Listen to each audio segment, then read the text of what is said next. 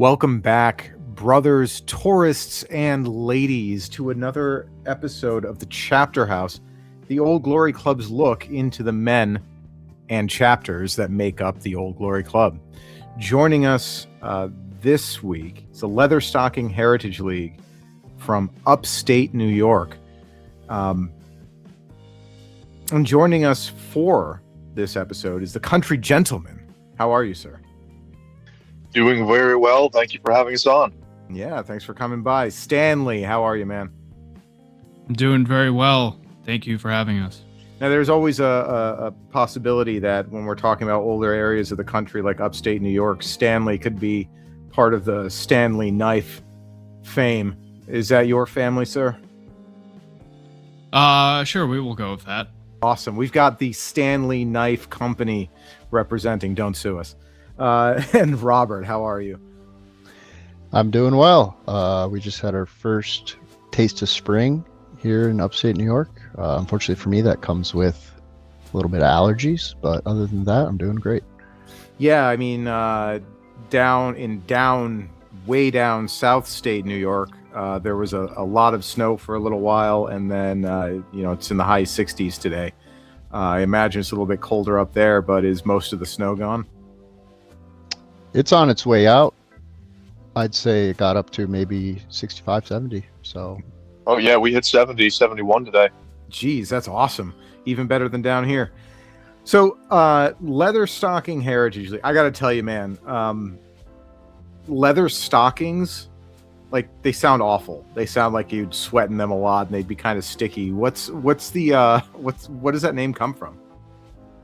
So the name is derived from a term coined by James Fenimore Cooper, leatherstocking tales, like Last of the Mohicans, the Pathfinder, and it relates to a piece of equipment that a lot of scouts and pathfinders and hunters would use while trekking through the frontier of New York, which, we still had a frontier up until about 1900 if you count the Adirondacks. It's just like a strip of basically leather gaiters that went around their ankles, keep them safe from brush, keep them safe from being, torn up as they're trekking through the backcountry. And most of those tales that James Fenimore Cooper talked about, as well as a lot of classics like Drums Alone the Mohawk, take place across New York State from Albany over to about the shores of Lake Ontario. And that's really what we were looking to capture with the name Leatherstocking Heritage League. A lot of times, because of the politics of our state, it's really overlooked the very important role that we played, especially in the 1777 campaign of the American Revolution. Our own state government does not appreciate what our ancestors contributed to the fight for independence. And it's just kind of nice to have a call back to that, as well as also appreciating one of the many great authors that come from our part of the country. Yeah, I mean, that makes a lot of sense, and it's way better than what I was imagining. So they're not quite big enough to be chaps. Then they're more down on the ankles. The idea that upstate New York had frontier as late as the 1900s, the early 1900s, is kind of interesting, and you wouldn't really consider that. But a lot of people, when they think of New York, they only think of the city, and they're kind of, it's out of their head how incredibly large New York is as a state, and how widely varied the geography is. I mean, you've got the Great Lakes, two of them. You've got the mountains, and obviously you've got, like, I guess, I don't know if you say that's a kind of a floodplain down by Seneca. But I imagine that just means that the Adirondacks themselves were the last settled. What's it? Why don't you guys tell us about New York a little bit? I mean, just as a state as a whole, there is a huge variety of just like different environmental factors. We do have the mountains. We have older growth forests. We have the Finger Lakes, glacially carved out to some of the most fertile farmland in the country as well. You can go from being incredibly flat to incredibly mountainous in a very short amount of time. And it's one of those things, because we are home to the world, I think it's still the world's largest city, those really get overlooked. And the other beautiful thing too is that because so many of our trails, our hiking trails, are older, they're a little bit more challenging, and as a result, they're sometimes a lot less frequented than maybe some of the more pretty trails out on the West Coast. Yeah, we have not just the Adirondacks, but also the Catskills, which those two features are distinct. I believe the Catskills actually are part of the Appalachian chain. And then actually even north of the Adirondacks is still New York. So up there, even you have plains again, which extend into Canada. And that would be what I would consider the true North Country. So separate from the state, you have a plain region, which is more in proximity to Canada. And as a result of that, you get some funny accents and a lot of people who love hockey. Yeah, I went to a hockey school. My brother went to a hockey school, different school, and Canadian beer was quite prevalent. Anyone who went to any schools in the northern part of the state is probably familiar with crossing the border to get some legal drinks. Yeah, to take advantage of their lower drinking age laws up there.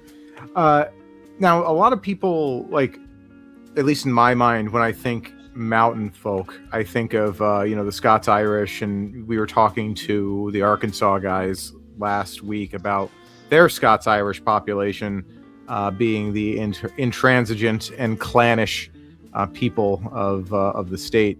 Does that kind of still hold true for the people of the Adirondacks and the Catskills, or is that a time kind of gone past?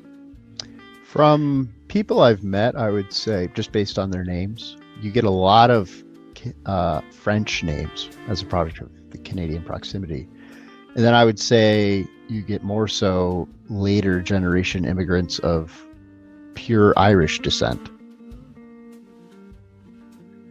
Yeah, there are Scotch Irish around, but a lot of times, from my understanding, they went into New York, they went west, they hit it, and then they went straight down south from there. Because, like, okay, it's too much for us to get over this mountain range. Let's just go on south.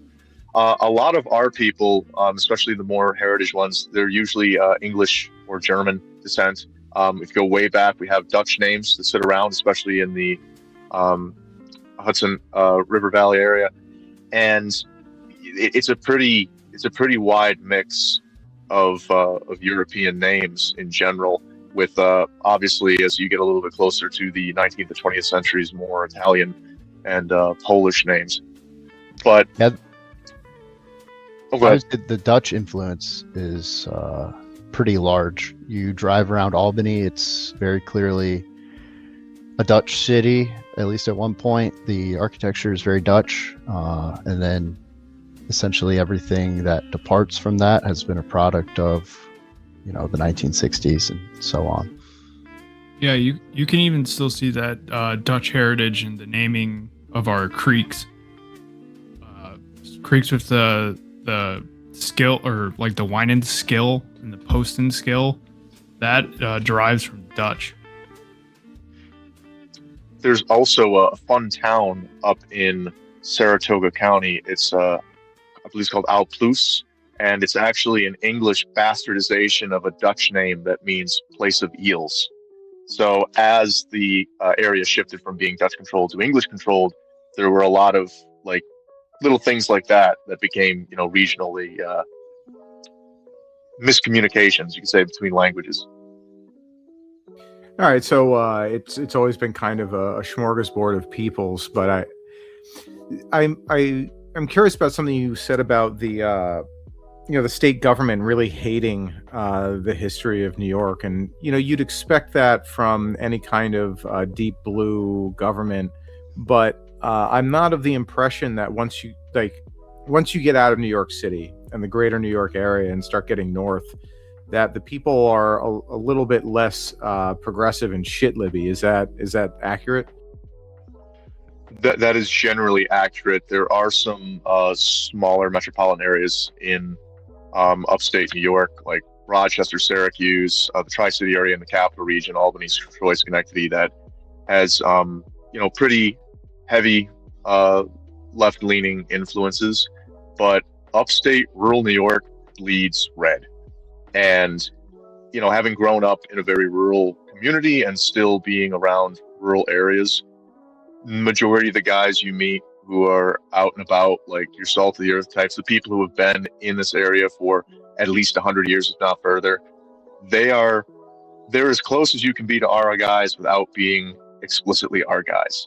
There's still a lot of like boomer con crossover, but they really have seen the absolute devastation that has come to the state through not just federal policies, but the policies of our own state government. And you can go to any small town and just hear countless stories about how a person, their father owned a business there. They had a family farm there for 200 years. They grew up there, and it's just devastated. And it's systematic and it's intentional, and it's something that is really, really decimating the population of upstate. Yeah, most people, I would say, have an acute awareness of the situation. Unfortunately, a lot of the people up here, though, even though they might be disposed to more conservative leanings, they are people who have been left behind by our state and really just kind of a source of wealth extraction to subsidize the issues of New York City.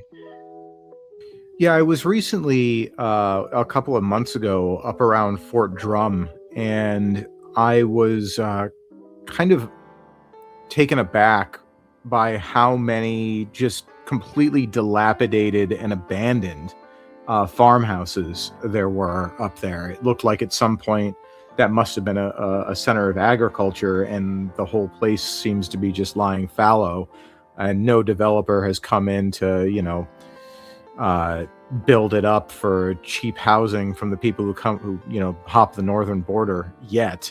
But I'm wondering what you were talking about, the state government kind of screwing over the farmers. What policies led to that?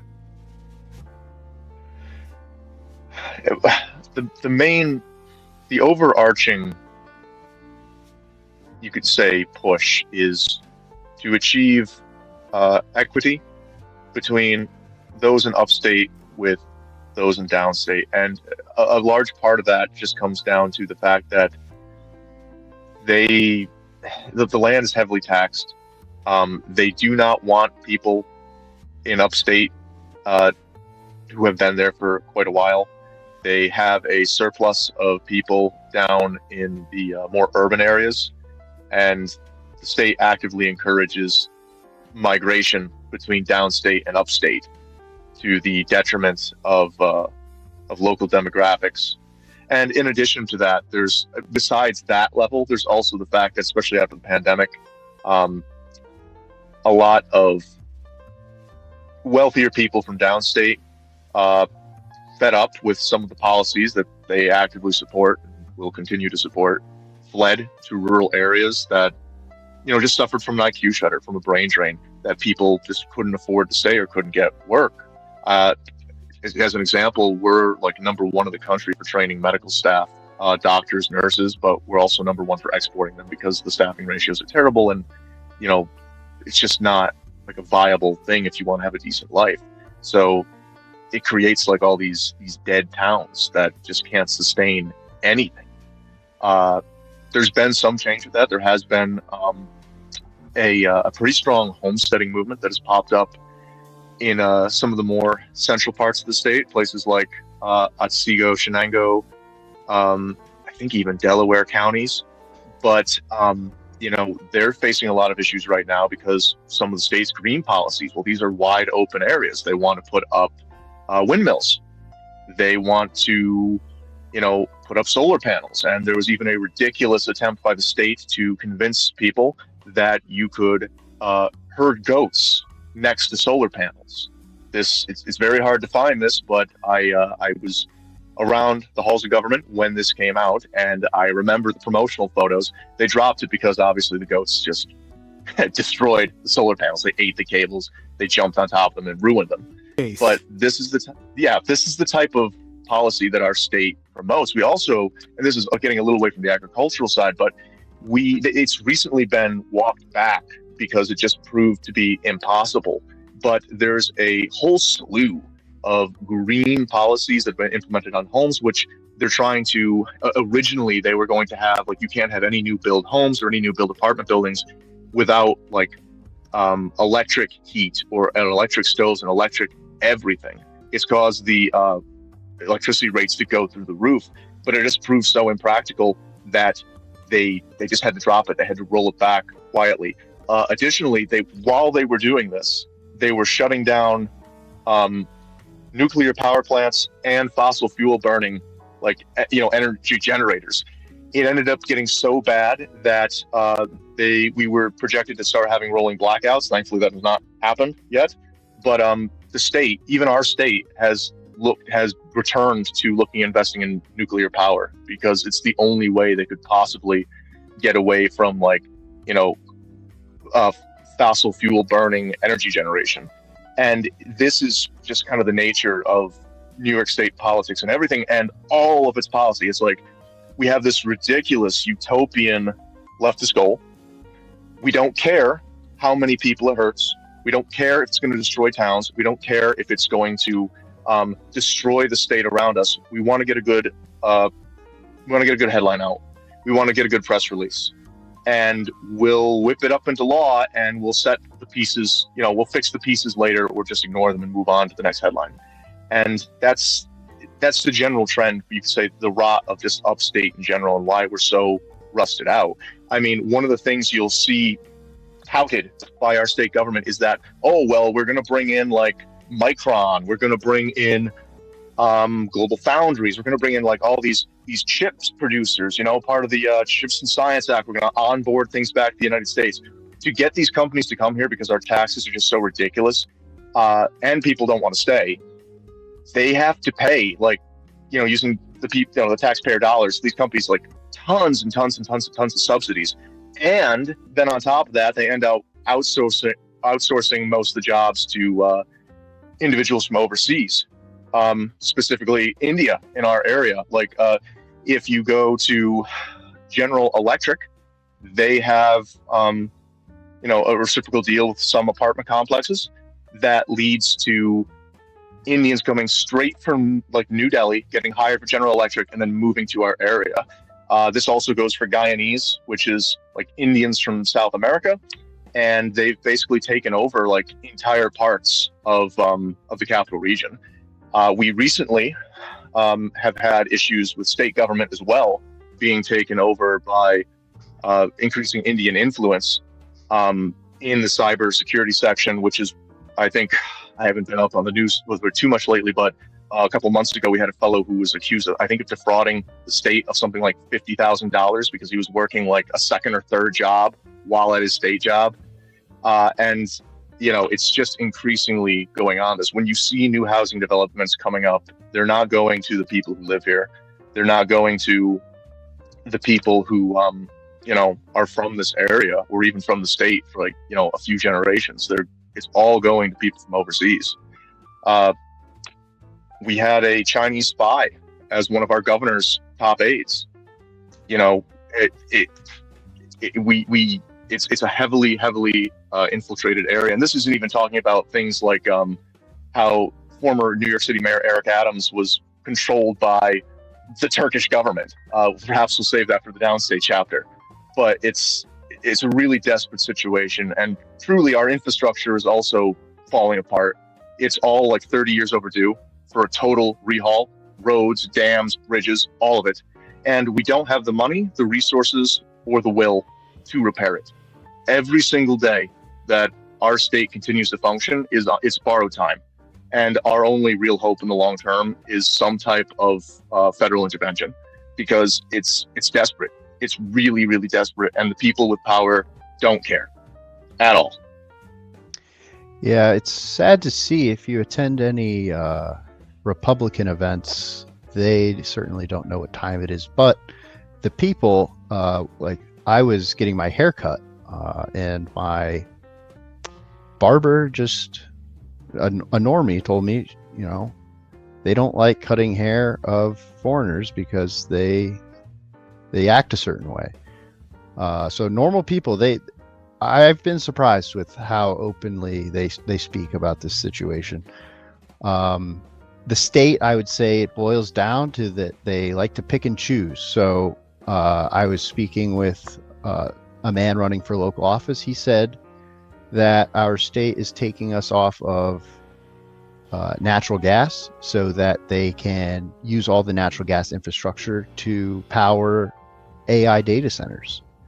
This interesting idea of bifurcating power sources. And then additionally, new homes being built. Well, the city or the state has kind of hollowed out our urban areas. A lot of them have fallen apart, and a lot of them have been filled with non-Americans. So naturally, a lot of people don't want to live there. So while our city centers are being dilapidated, normal New Yorkers are forced to move out in the surrounding areas. So this is resulting in a lot of our farmland being turned into suburban development, simply because nobody wants to live in the urban centers anymore. Yeah, I mean that's definitely bleak. That answers my question whether or not New York upstate has been spared the Jeep menace, but it seems to be a countrywide phenomena. And I'd like to add to that we also have illegal immigration primarily consisting of Jeeps from the northern border. There are men on our northern border who have been not in our club, but they've been shot at. They've had trucks driven across their property. This is happening in Vermont as well. And it got so bad that even our governor reached out to the Department of Homeland Security asking for aid, trying to prevent this. And if you go up into the Adirondacks, and it happened within a year's time, it was relatively up there, relatively safe. It was a bit of a holdback.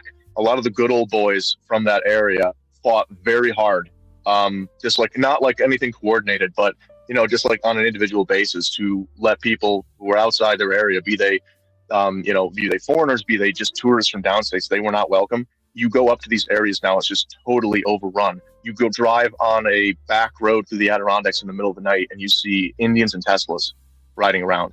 It's horrible, and it happened so wildly fast. All of this, there's been a G issue in our state since the 80s, but it really picked up the past couple of years. It was one day, there was none at all, and the next day it was as if the whole subcontinent had appeared on our doorstep.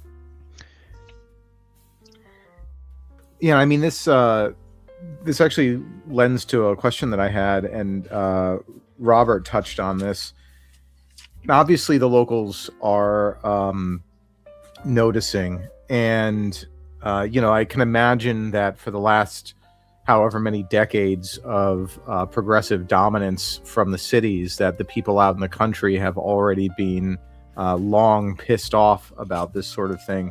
Is there any resistance in the local and municipal governments against these sorts of things?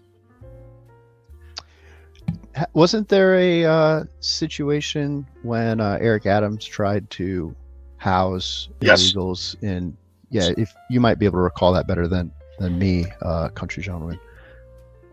There's been a handful of incidents over the years, but generally speaking, even if you have a Republican-controlled county, they're kind of mealy-mouthed, and they don't follow through. Now, with the exceptions of some of the sheriff's departments and even some of the state troopers' barracks, they've refused to enforce certain laws because they just find them too vague. They were not worded correctly. I remember this a few years ago when the SAFE Act came out.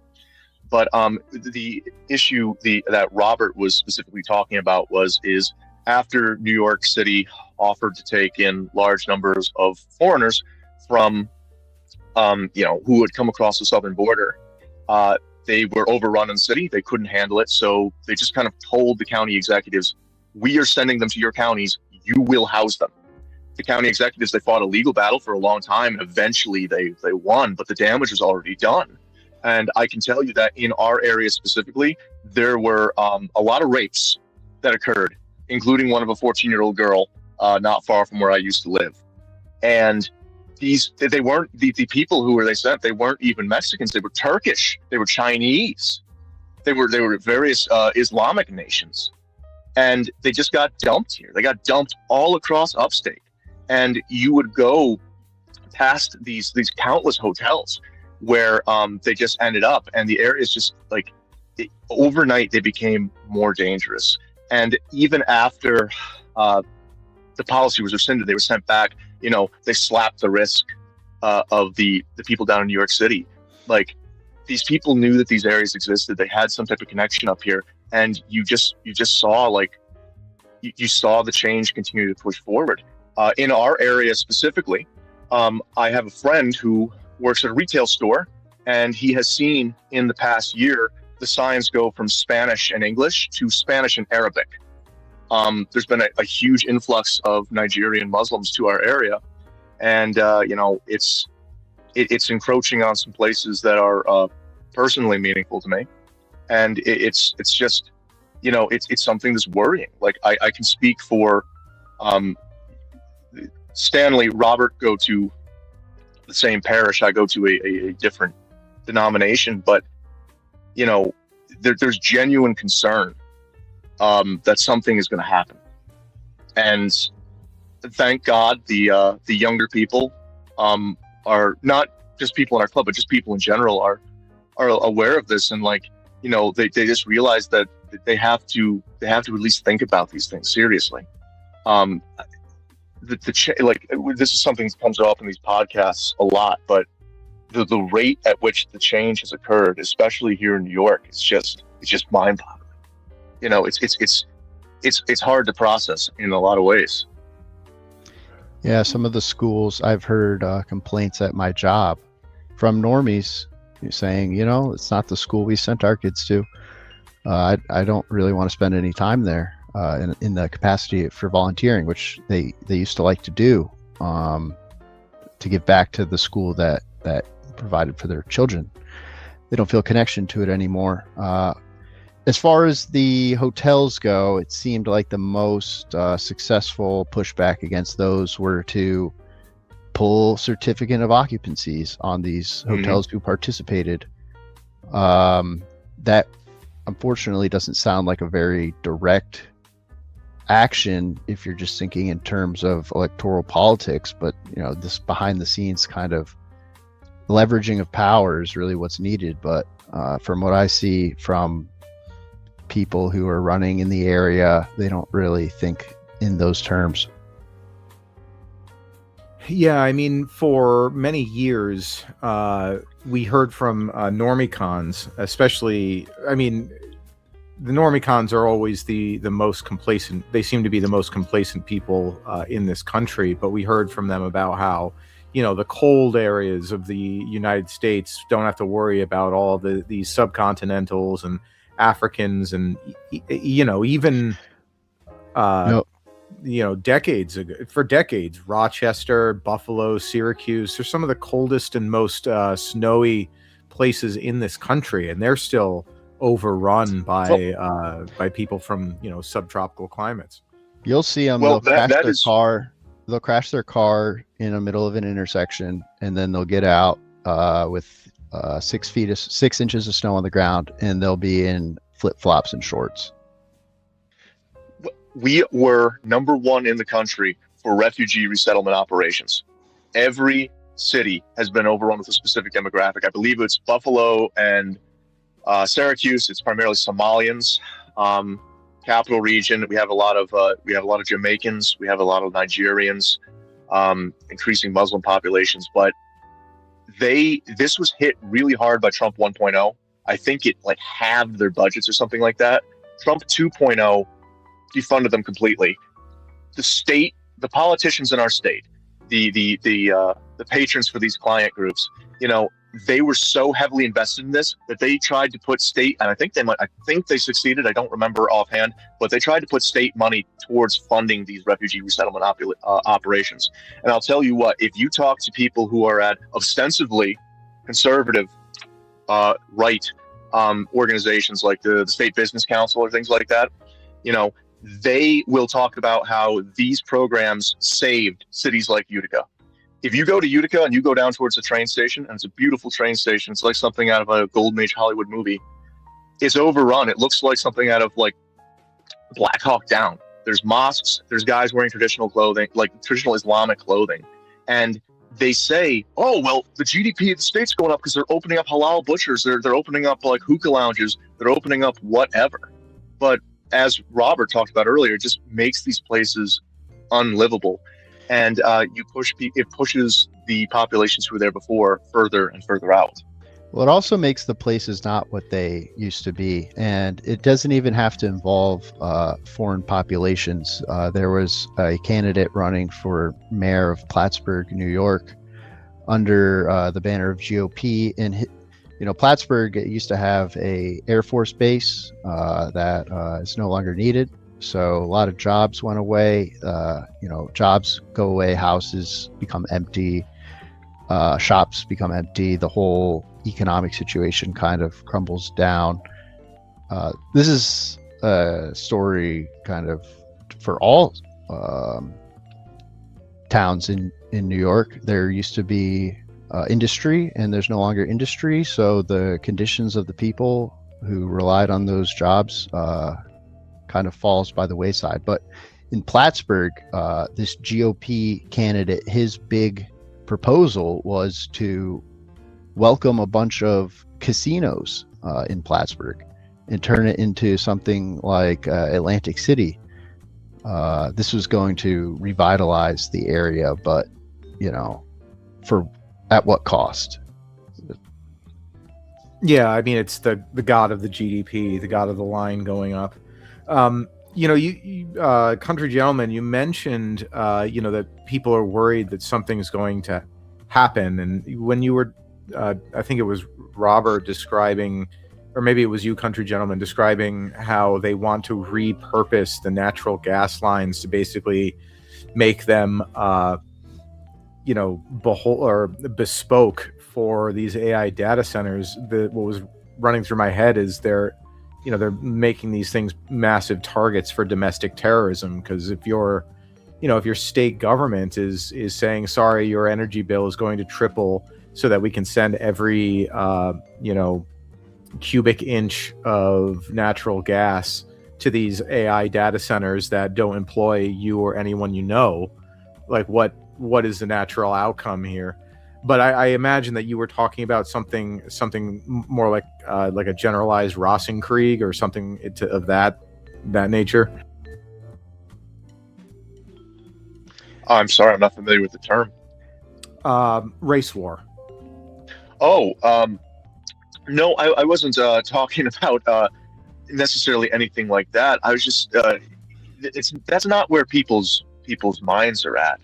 You know, it's just that they've known that there's been some change, that there's a group that does not share their values in any way who has arrived here, and that they're increasingly hostile to the just the native people. And part of this is also influenced by things that have happened nationally. There's been a lot of stories this past year that kind of relate to that. But as a general rule, the predominant culture within our state is not friendly to these groups. They're not seen as aligned. I think until very recently, under state law, even Christian religious organizations were required through their insurance to pay into like abortive care, abortion care. It's people just know things are getting bad. Like it's just you just feel it. You just feel it in the air. You don't have to be, super conscious to know that something's wrong. as an example, the state has been saying for the past few years, people need to be prepared not to have properly plowed roads because they can't get people to stay as drivers. They can't get the proper equipment. For a longest time, our state was leasing plow trucks because they weren't buying them outright, which is insane. They were truck poor. You know, the state of decline is sharp and general. Even our state capitol building leaks water like a sieve. And it's, you go to the bathroom, there's cockroaches. The front of the stairs, which is now, now blocked off from the public. It was never built correctly to start with, and it's like unstable to the point where they can't let people on it anymore. This is just the state of everything in the state. It's falling apart. Yeah, not everyone's like this, but if you go into, deep rural pockets, there are New Yorkers who I believe have been left behind by the state. You talk to them, you see their, missing teeth, their skin's all out of whack for various reasons. They might be recovering from drugs. New York has plenty of people who it needs to tend to, but it hasn't. Just leaves them behind and then replaces them with other people. And as far as home ownership goes, I don't own a home in New York, but the fact that they try to push through this ban on natural gas, it makes me worry. Fortunately, it was shut down by the state's Supreme Court, but the fact that something that could affect so many Americans in their own home, or just so many New Yorkers, the fact that the state wants to just get in your business in that regard, you just know that the state does not have your back. If anything, the state is skeptical or contemptuous of you. So, this is the 31st episode of the Chapter House, and of all the states that have been, of all the issues in all the states that I've been made aware of through this show, New York definitely seems like the one that is most in need of organizations like the Leatherstocking Heritage League. If only that the young men of the state can get together and try and do some good. So trying to just move away from the the bleakness of the situation that you guys are going through right now as a state. Let's move back onto the Leatherstocking Heritage League itself. You guys are, you say you're the Upstate chapter, and as we just mentioned at the beginning of the show, Upstate is quite large. That encompasses, from Buffalo all the way up to the Vermont Canada border, which is hundreds of miles. Where are you guys centralized? In the capital region, which is very fitting. We are New York's first OGC chapter, and we figured that would be a good place to head it off. Yeah, Albany is an interesting city. I want to get back on to ask you questions about the chapter itself. But Robert, real quick, while I've got you here, the city of Albany has some of the most stark evil empire architecture I've ever seen. It's really a sight to behold. If you, dear listener, have not seen it, I entreat you to look it up. It's even more imposing in person. But how did that? It's actually brutalist. Yeah, it's brutalist in a way that says, "We're here to crush your soul. There's no hope." How did that? Like, what's the story behind that architecture? It's almost as if an alien spaceship landed on the Earth, and it's there to be recognized as something that is not of the culture that built this city. Albany does have gorgeous architecture, the Dutch architecture. So in all the surrounding areas, you go and you see odes to Amsterdam, And in the 1960s or so, they just demolished large blocks of the city and built a platform that is higher than the rest of the city, and on it sits the Capitol building itself, of which there are many. There's a lot of symbolism to this, but yeah, essentially it's a foreign construction brought to you by the likes of Nelson Rockefeller, Robert Moses. New York went really gung-ho on these kind of urban development schemes of 60s progressivism. Well, We are actually also home to the first projects in the country over in Syracuse, the Pioneer projects right next to Syracuse University, which is so bleak and depressing because it's literally under an overpass that the state has tried to build around it, but it's an impossible project. The actual Capitol building itself is French Romanesque. That is the original Capitol, which contained the government until the government became too large to be fit in that building. So that is when they had to decide to build additional buildings. I think it's a cool idea to think of the building as a vessel, and if the government doesn't fit in the building anymore, maybe it's too big. yeah, that's that the government should fit the vessel that was built to contain it rather than ever expanding. Well, when the Leatherstocking Heritage League takes over the state, you guys can do what you will with that interesting bit of architecture. But our producer grabbed the flag. We want to take a look at that real quick. So on it, I imagine, I see they're wearing stockings, but I can't tell if they're the leather ones. But Stanley, you wanted to talk about this a bit.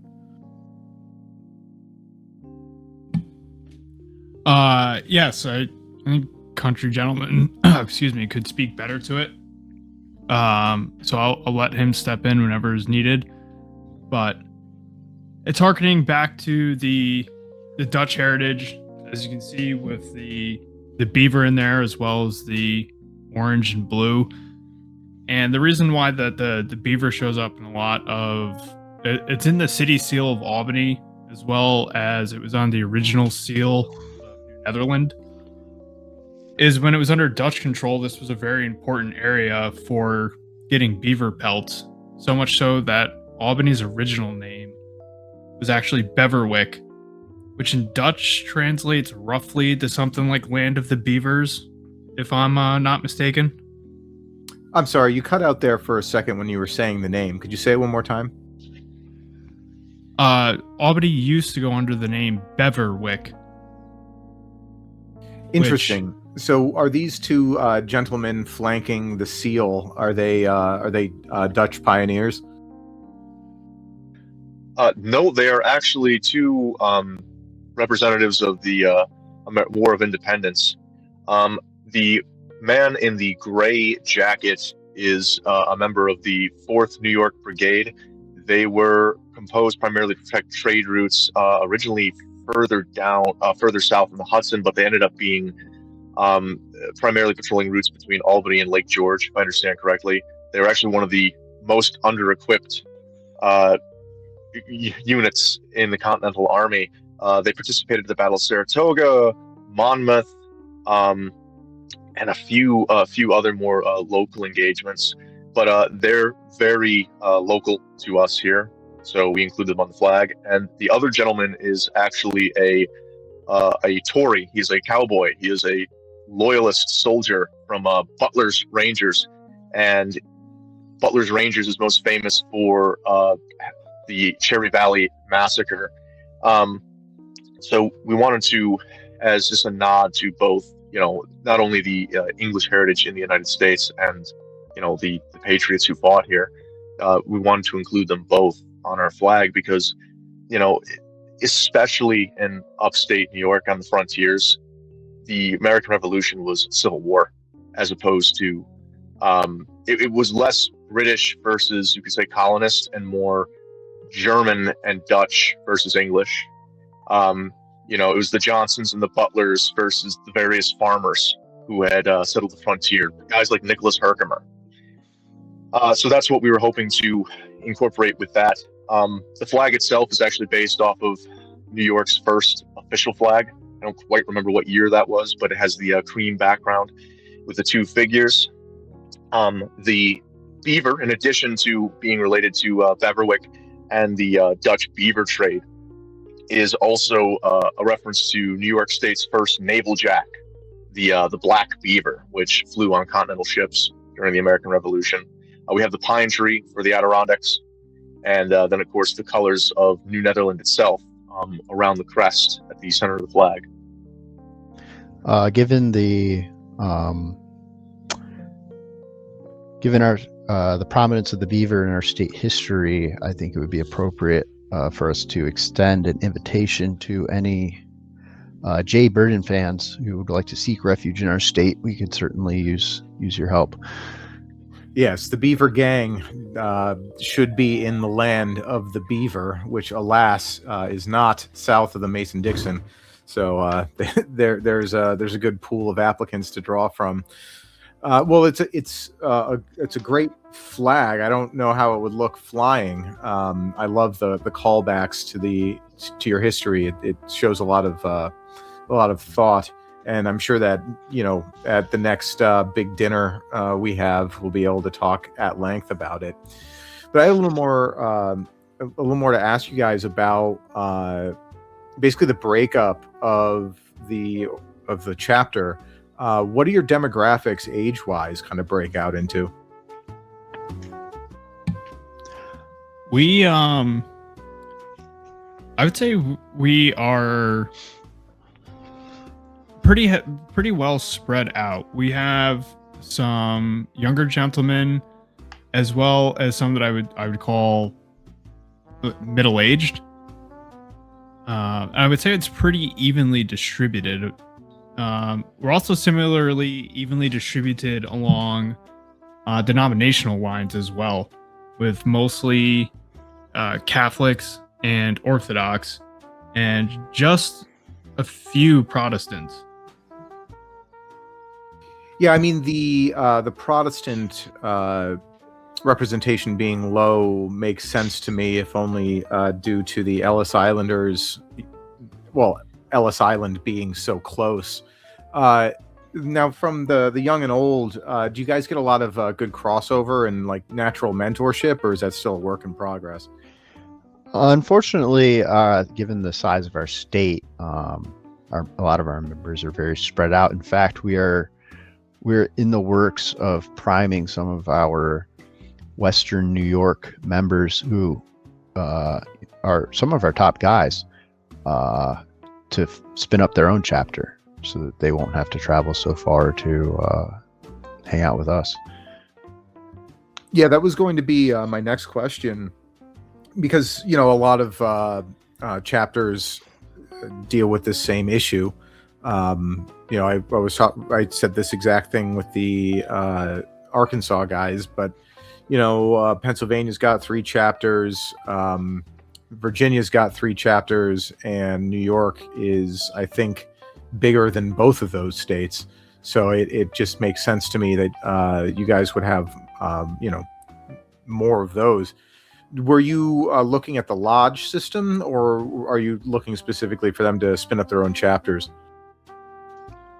The Western New York chapter, I believe, will be fully independent. Yeah, we were looking at giving them autonomy to kind of shape their own culture and their own traditions, because although Upstate is largely, you could say, unified as a political bloc, at least the parts that are out of the metropolitan areas, that's largely just exists as opposition to the New York City itself. There is a tradition of regionalism within the state. It's very, very diluted at this point. Even the Upstate accent, which many people don't know, the most famous person to have it was George Eastman of Eastman Kodak fame. It's not coffee, it's coffee. It's a very nasally sound. Is something I grew up with. I heard it around, but it's all but disappeared at this point. We want them to be able to shape their own culture and have the autonomy to do it. And frankly just innate the amount of people they have interested at the time, and how dispersed they are just kind of lends to that. But ideally, when we have so many people that every single town can have their own chapter, then maybe we'll go to a lodge system. Yeah, that makes sense. I mean, so right now what you're saying is you've got people from all over upstate. You've got the far east being Albany, and the far west, I imagine, south of Buffalo or in the Buffalo area. Do you guys get anybody from the Adirondacks? I would say I'm Surprising. probably one of the northernmost members, and I live in the Adirondacks. I think we have some prospects that we will need to attend to shortly that are in this area as well. And this was this actually going to be oh, sorry, Stanley, go ahead. Oh, I was just gonna comment. There are a number of prospects that are from what I'd call the southern tier of the Adirondacks. We don't have any yet from the very northern tier. My next question was going to be about like interest in the chapter. Because New York's so big and it is somewhat populous. Has there been a lot of interest from people statewide, or is it kind of a slow going sort of thing? So it's interesting. A lot of the interest is actually coming from what I'd call like the middle west of the state to the western part of the state. I would say it's going at a pretty good pace. Obviously, if you're listening to this and have been contemplating, definitely reach out to us.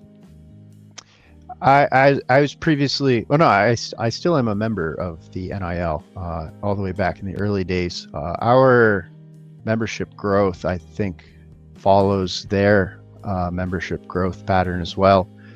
The NIL was fortunate to have many founding members. We here in New York we're off to a bit of a slower start, but membership applications are trickling in, and I believe similar to the situation in New England, there's a certain point where the chapter applications start growing exponentially, and then you have some new problems on your hand of being able to address all these applications. So what was originally something you didn't have to really worry that much about becomes one of your largest issues. Yeah, the blue states, and especially the large cities, being that they're blue, seem to be a little bit slower going with people finding out about us. And I wonder if that is due to a kind of hopelessness that, heritage Americans might feel in blue states, or even perhaps a sense of complacency.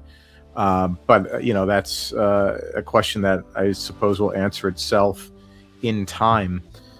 Speaking of the new Ivy League, have you guys done any like cross chapter like collaborations yet?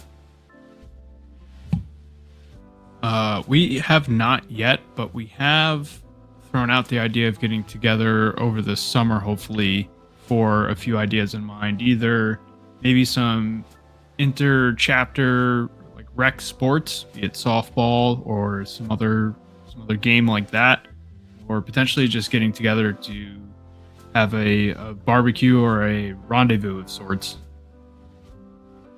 Yeah, I mean, those sound like excellent ideas. I know the new Ivy League is putting on its event in the fall, early fall, and I'm wondering if people will be seeing some of your guys there.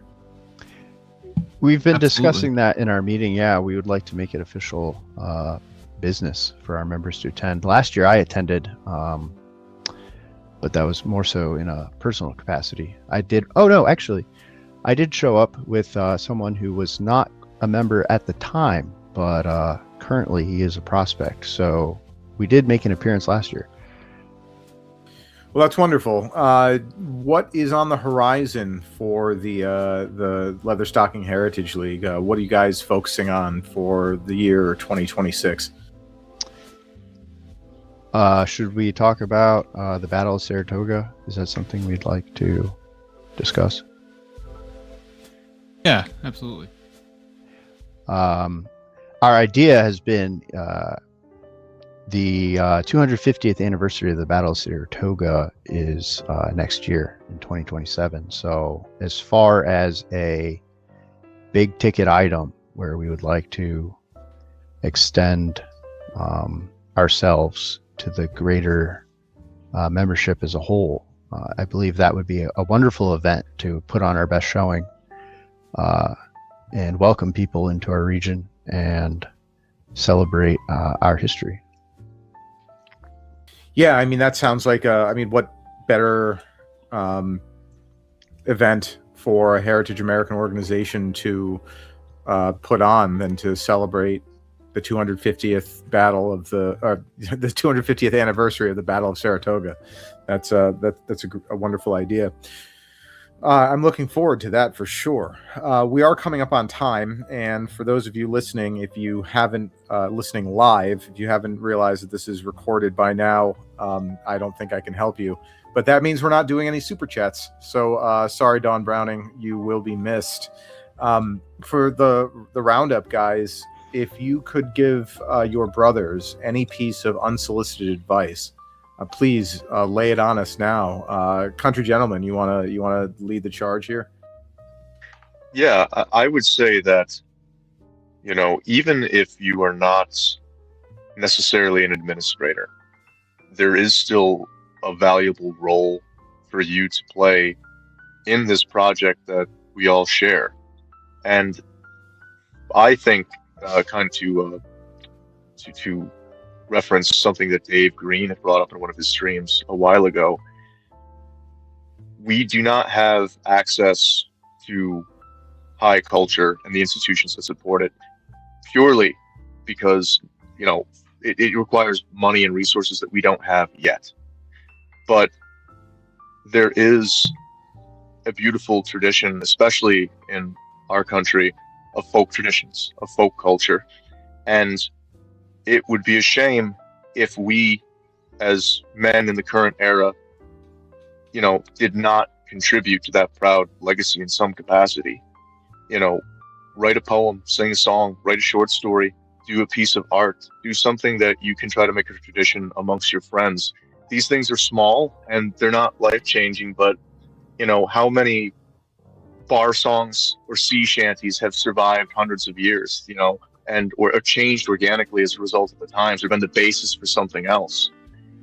That's my piece of advice to all the brothers out there. It's like, don't worry about maybe like some crazy Twitter post or being like a policy wonk or like doing something huge. Just try to create a tradition within your own circle, your own friend group. Celebrate a holiday that maybe has been neglected, but has meaning to your region and our nation.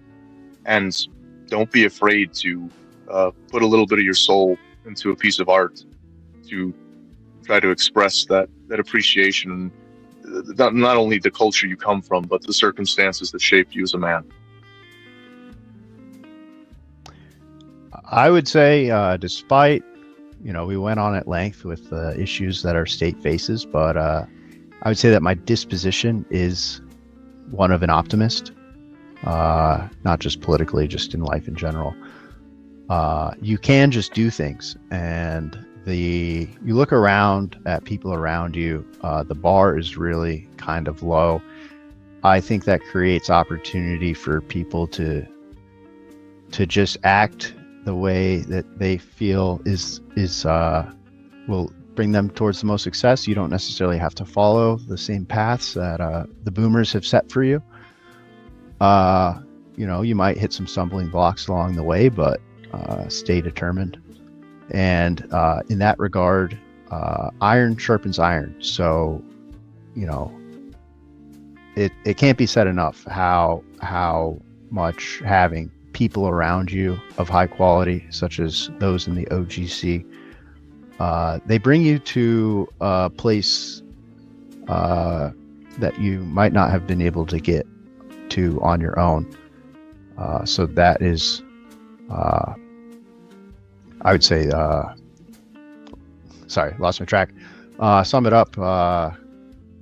You just do what you think needs to be done. Do it how you think it needs to be done. And if you're not sure of yourself, surround yourself with high quality men, and they'll get you set straight. Wonderful. Stanley, bring us home. Yeah, my advice, and kind of continuing with what Robert was saying there, and this harkens back to a conversation, going back to your point about mentorship within the chapter, something that one of our prospects brought up to me, who's a bit older than myself, but to go forth and not be afraid, and to be confident in your own ability. So don't be afraid of the future. Don't be afraid that you're not enough. Have the confidence to apply for jobs, to do something within your chapter, to take call it like a calculated risk, but don't overthink things. You have the will, you have the aptitude to go forth and to do great things. And keep that in mind as you go about through your daily life, whether it's within this organization or outside of it. Well, God bless, and thank you, Leatherstocking Heritage League, for another wonderful episode, and for representing the great state of New York, though she may be in dire straits. Be sure to join us next week for the Rocky Mountain Coalition of the great state of Colorado. Be sure to check out Pony Express every Thursday, 8 p.m., and American Spirits every Monday at 9 p.m. For the Chapter House, I'm Not Me, Not You. Thank you for joining us.